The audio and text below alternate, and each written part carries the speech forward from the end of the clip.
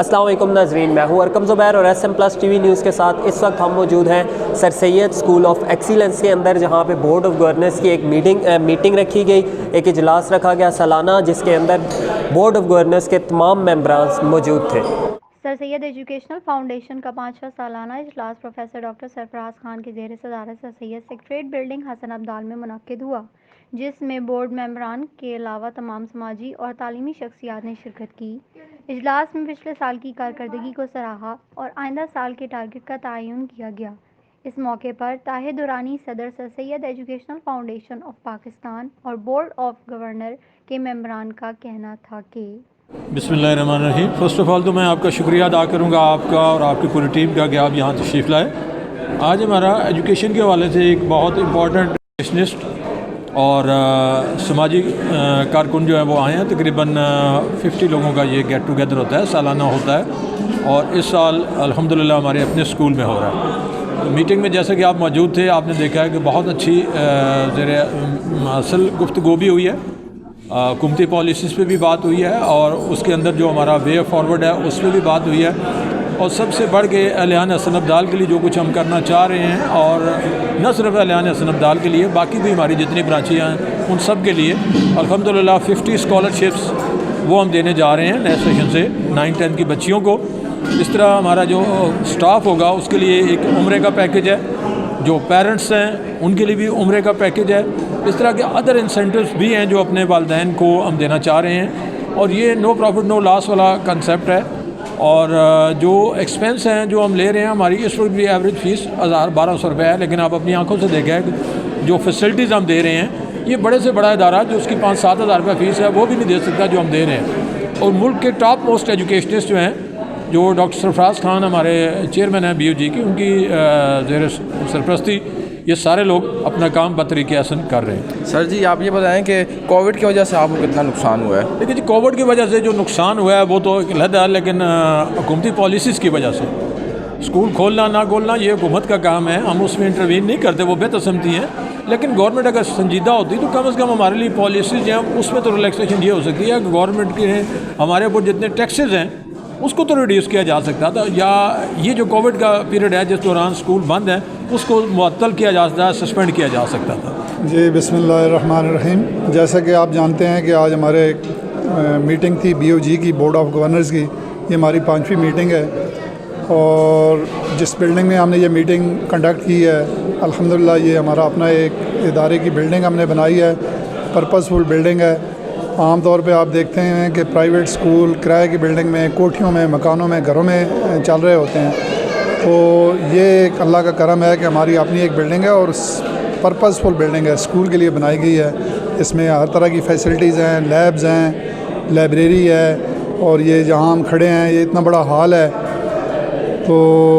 اس حوالے سے یہ بلڈنگ جس طرح ہم نے ایفرٹ کر کے بنائی ہے، اسی طرح ہم کوالٹی ایجوکیشن پہ ایفرٹ کر رہے ہیں کہ ہم اس علاقے کے بچوں کو ایسی تعلیم دے سکیں جو واقعتاً ایک جہاں ان کے علم میں اضافہ ہو، وہاں ان کے کیریکٹر میں اور تربیت بھی ہو،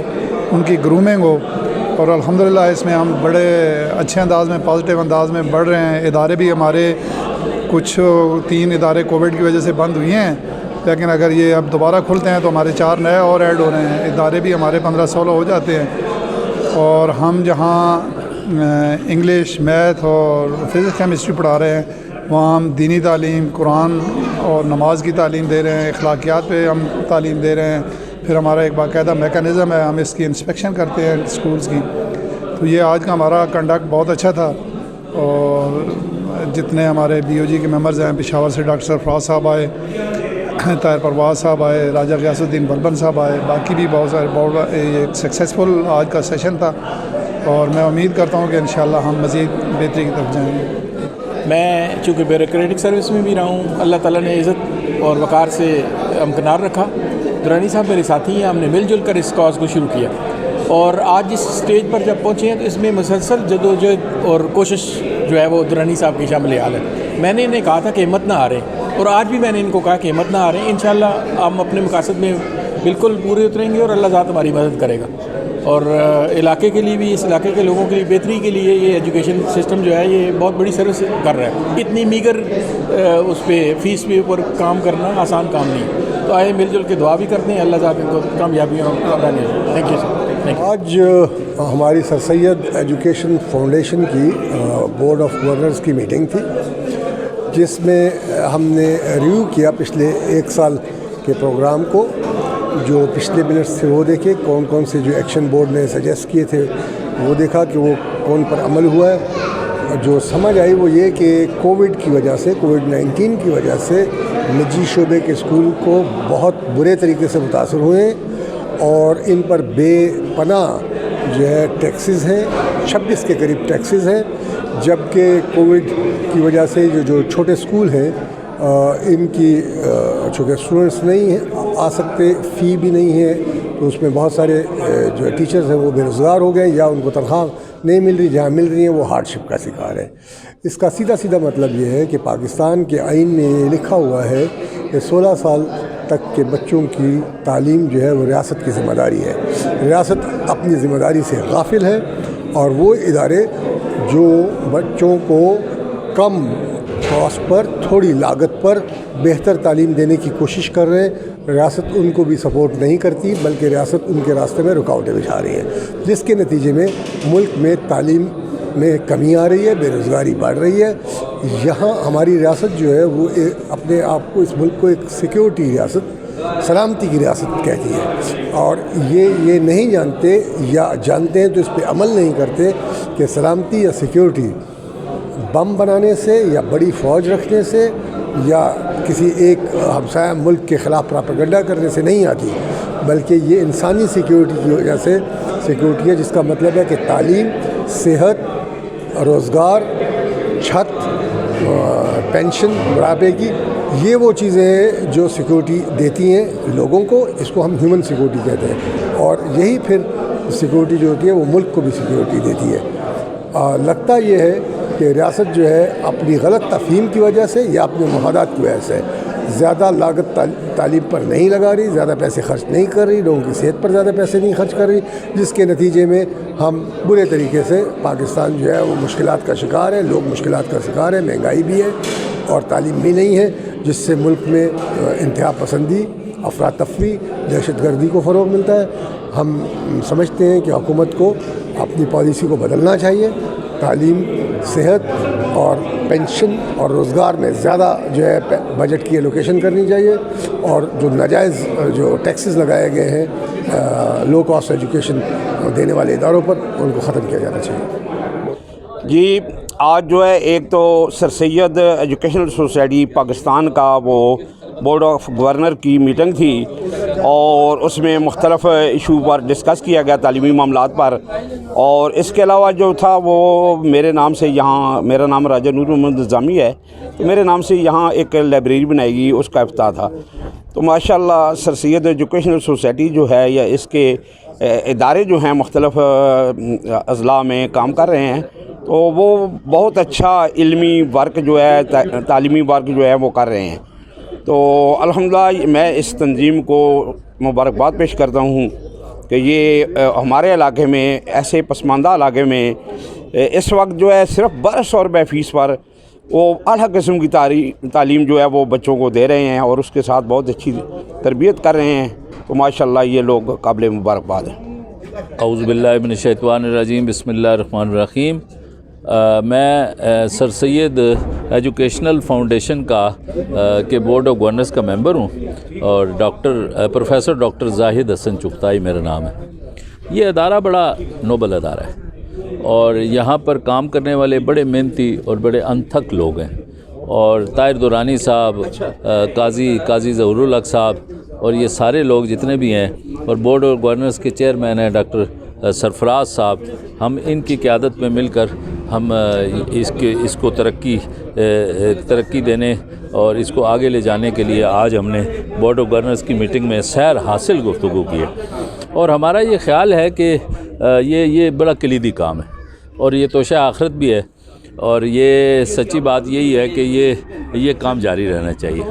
اور جو کچھ کر رہے ہیں یہ اس کی انتظامیہ کر رہی ہے، فاؤنڈیشن کے اسکولز کی وہ بڑا قابل ستائش ہے. اس پر بھی ہم نے ایک نگاہ ڈالی ہے